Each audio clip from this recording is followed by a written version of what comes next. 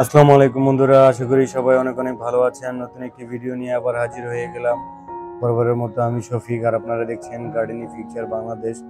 তো বন্ধুরা, দেখতে পাচ্ছেন পেয়ারা গাছ।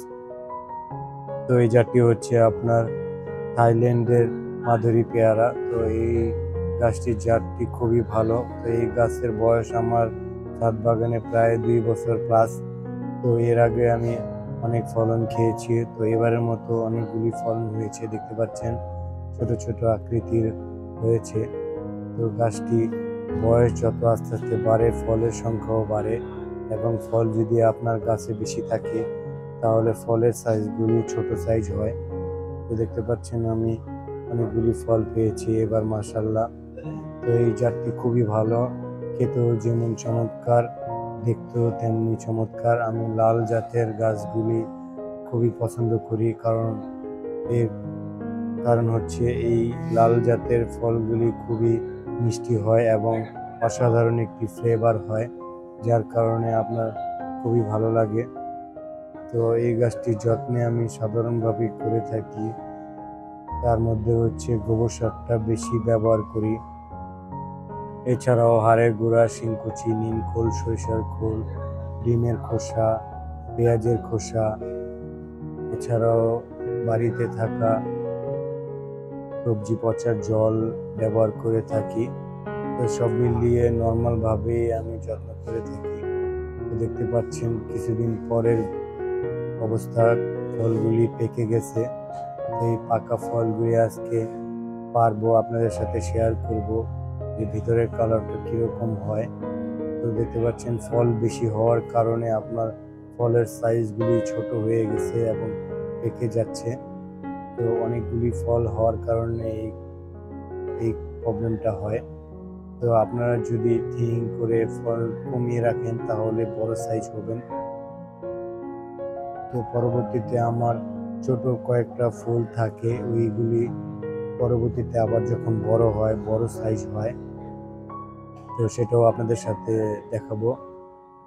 দেখতে পাচ্ছেন সাধারণ একটি বালতিতে রোপণ করা অল্প মাটিতেই আমি অনেকগুলি ফলন পেয়েছি। ফলগুলি ছিঁড়তেছি বন্ধুরা, দেখেন মোটামুটি সাইজ হয়েছে।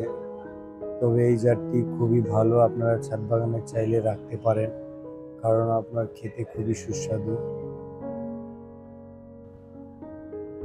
এই ফল দুইটি কাটবো বন্ধুরা, ভিতরের কালারটা কিরকম হয় দেখবো।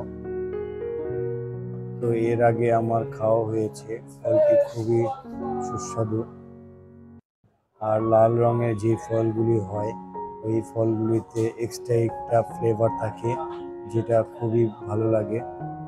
তো দেখতে পাচ্ছেন পিঙ্ক কালার হয়েছে। এই ফলটা খেতে খুবই মিষ্টি হয়। আমার লাল জাতের আরো কয়েকটা জাত রয়েছে। তো আমার ছাদ বাগানের যারা নিয়মিত ভিডিও দেখেন তারা দেখেছেন।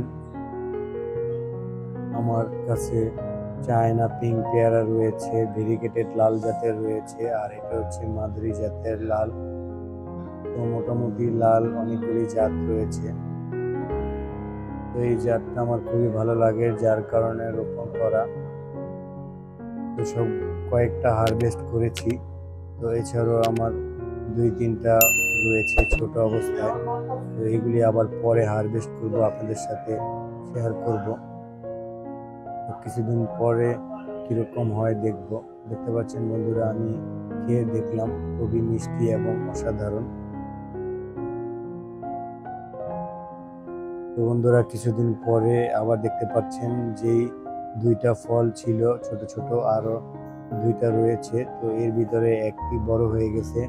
তো এর আগে যেহেতু আমি হারভেস্ট করেছিলাম, ফল কমে গেছে গাছ থেকে, গাছটা আবার শক্তি পেয়েছে, যার কারণে এই ফলটা দেখতে পাচ্ছেন কত বড় সাইজ হয়েছে। এইভাবে যদি আপনারা ফল গাছে কমিয়ে রাখেন বা থিনিং করে রাখেন তাহলে ফলের সাইজটা অনেক বড় হয়।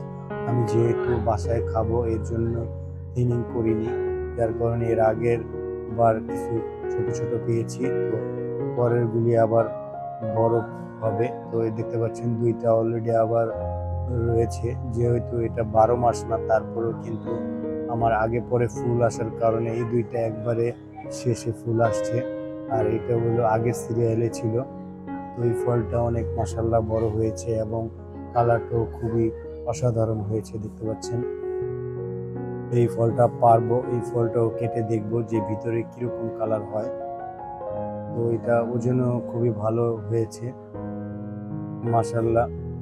এই জাতগুলি যদি আপনারা ছাদে রাখতে পারেন, মোটামুটি আপনারা ভালো ছাদ থেকে ফলন পাবেন, কারণ সব সময় ফল দেয় গাছটা, যদিও 12 মাসই না, সিজনে একবার হয়, কিন্তু আমি এবার বেশি ফলন পেয়েছি।